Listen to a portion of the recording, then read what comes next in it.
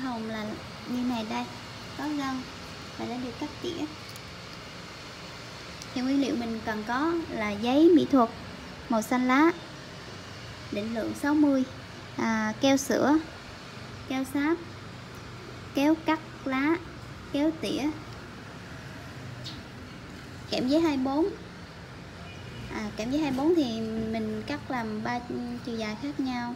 Đầu tiên là cho bông to, lá to nhất, cho lá thứ nhì và lá thứ ba. Và cả nhà cũng làm theo mình nha.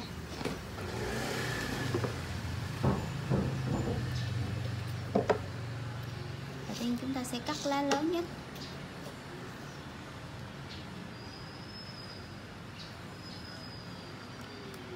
Làm lá hồng thì mình cần có 1 lá lớn, 2 lá vừa và 2 lá nhỏ.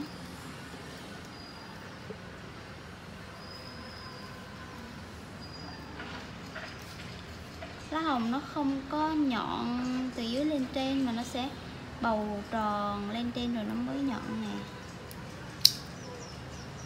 Đấy.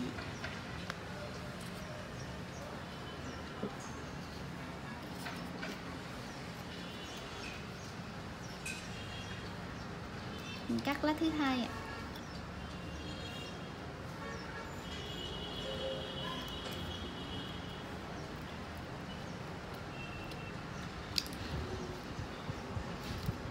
Các bạn thông cảm, ở trước nhà mình là một cái công trình đang xây rất là lớn, cho nên là hôm nay nó ồn lắm. Nhưng mà với video này mình muốn hướng dẫn bằng giọng nói nên là mình vẫn sẽ chịu ồn vậy.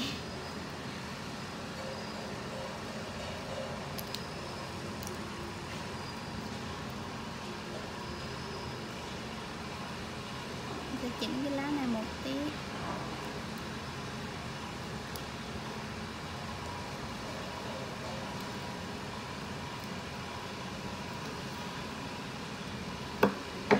Chọn lấy 1 lá lớn, 2 lá vừa và 2 lá nhỏ. Xong rồi, bây giờ mình sẽ tỉa gân như thế này.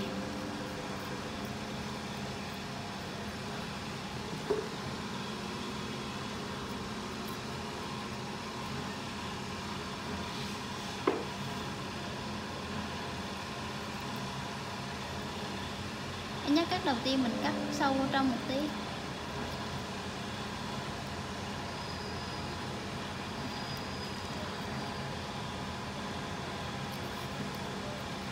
Cả nhà mình nhìn có rõ không ạ?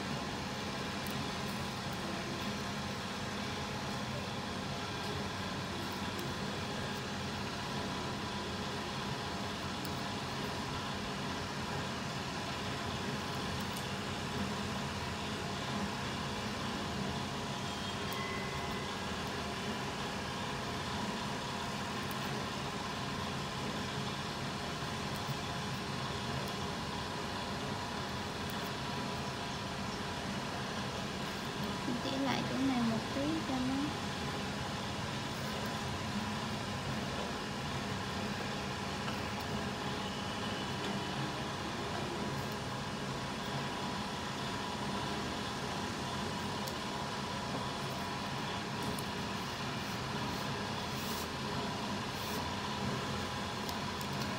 đây, mình đã có một cái lá có răng cưa rồi.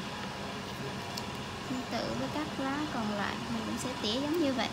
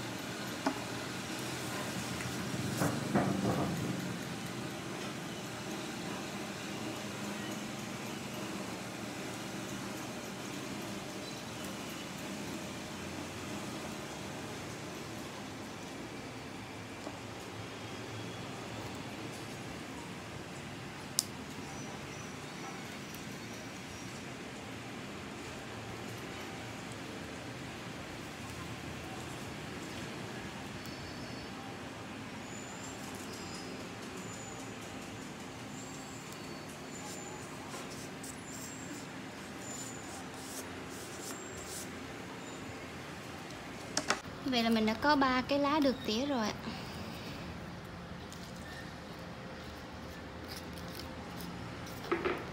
Mình sẽ tiến hành lấy gân nha cả nhà.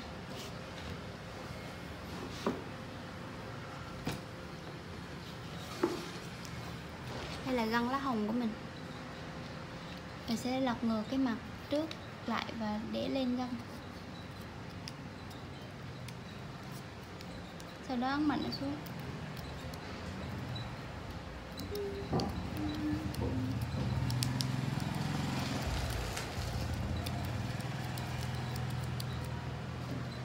Đấy, mình đã có gân lá rồi nè.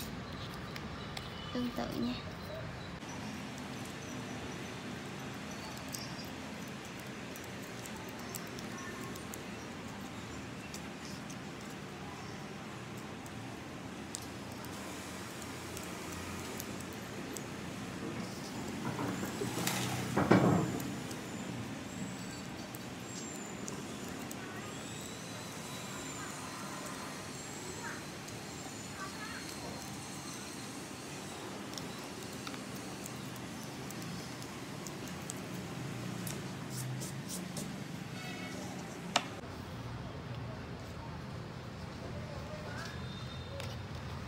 Giờ mình sẽ dán gân lá ạ.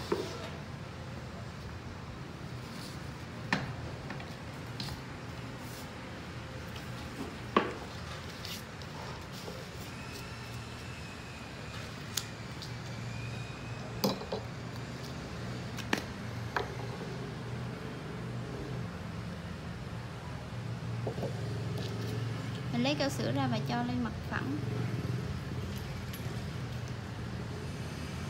Thế ít thôi nha cả nhà.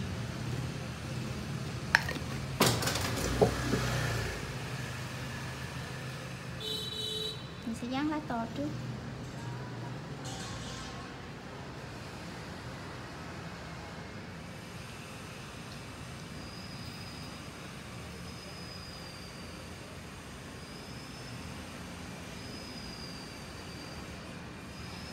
Sau khi dán lá thì mình sẽ chờ khoảng 1 phút để keo kịp khô.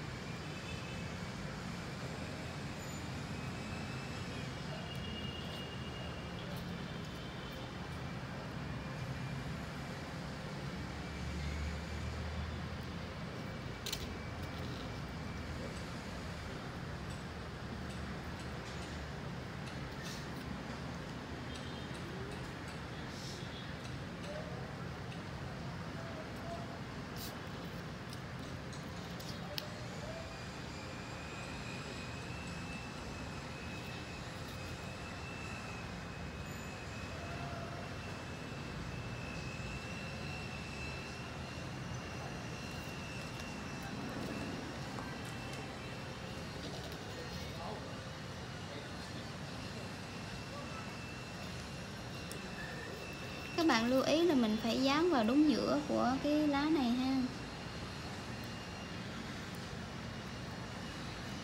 Khi dán thì mình chặn xuống một tí để cho nó khỏi bị hở keo. Khi lá khô thì sẽ không bung ra. Rồi.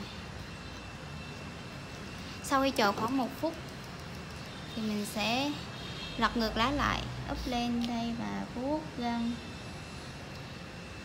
Mình không thể làm khi lá còn ướt keo sữa được, bởi vì khi còn ướt thì mình vuốt cái lá nên nó sẽ chạy đi mất.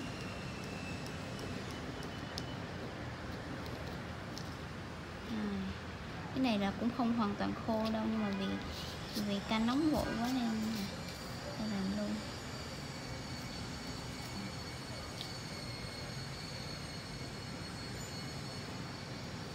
Đây.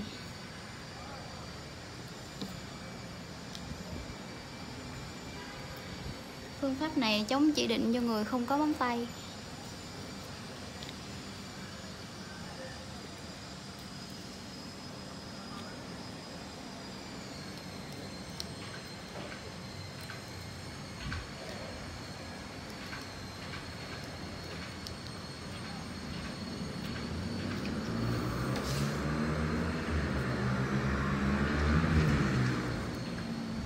Trước nhà em nó đang có đua xe.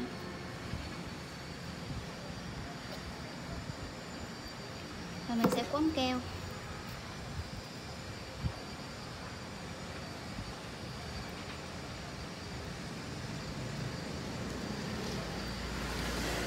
Phần chừa này khoảng 1,7 1,8 cm.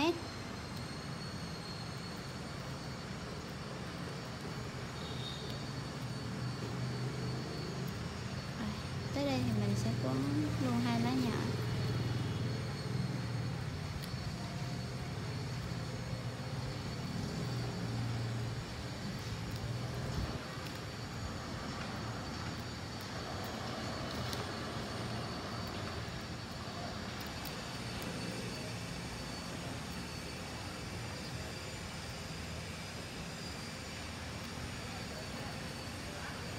Mình sẽ lọc từ dưới này trước.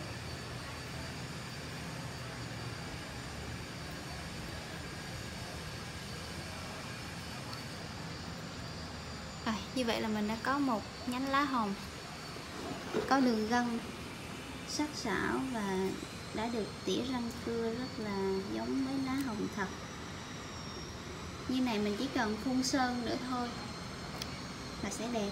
Mình có thể lựa chọn là phun sơn xanh đậm hơn lá này cho nó giống mi lá thật, rồi phun sơn bóng, hoặc là mình phun sơn mốc nhìn cho nó nghệ thuật một tí, hoặc là phun sơn màu đỏ. Nếu mà lười thì mình cũng có một cách khác để làm lá đẹp mà không cần phải mất công tỉa gân. Không phải tỉa răng cưa, cũng không phải ngồi mài gân giống như Cao vừa làm. Cái này là mình mua cái set lá cắt sẵn, set lá hồng cắt sẵn. Đấy. Cũng đẹp phải không ạ? Đây là lá cho người lười. Lá này thì không có phun sơn, cũng không có tỉa răng cưa, cũng không có làm gân lá gì cả, nhưng mà nhìn nó vẫn rất là hay. Hoặc là sau khi làm xong thì mình sẽ đi phun sơn đỏ như thế này. Nếu như mà mình làm bằng cái cách làm 3 lá thôi, không tỉa gân này, không có làm gân, không có tỉa răng cưa thì nó sẽ rất là nhanh. Một ngày mình có thể làm được khoảng 300 nhánh lá như thế này. Xin chào cả nhà và hẹn gặp lại vào video sau. Ở video sau thì mình sẽ hướng dẫn cách phun sơn sao cho nó đều và đẹp nha.